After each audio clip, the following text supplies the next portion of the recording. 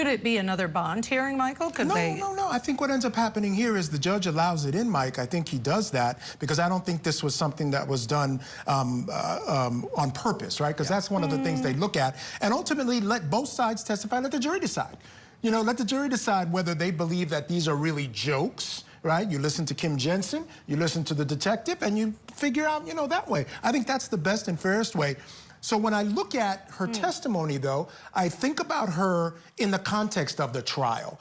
And I think this type of testimony is, I think, very helpful for the defense. If they call her at trial and she gives this testimony, gives us a real sense of who Shanna Gardner is. She was part of church, part of this group, seemed like a good person, struggling with a tough relationship with a guy who didn't really seem like the nicest guy in the world. Yeah, she has a track record of not attracting people that are really on her team.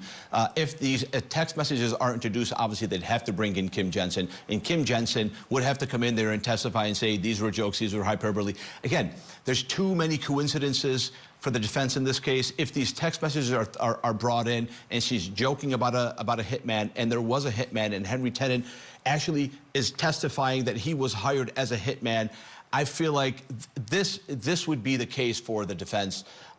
Definitely for Mario. I mean, if these text messages were brought in, I know that these messages were between, you know, Shanna and her friend, but I mean, the walls would be closing in. And hey, maybe if these text messages are brought in, and maybe if all of this stuff keeps going the way it is, maybe we'll see Mario and Shannon start, you know, crossing paths, and you know, one taking a plea to testify against the other. We don't know.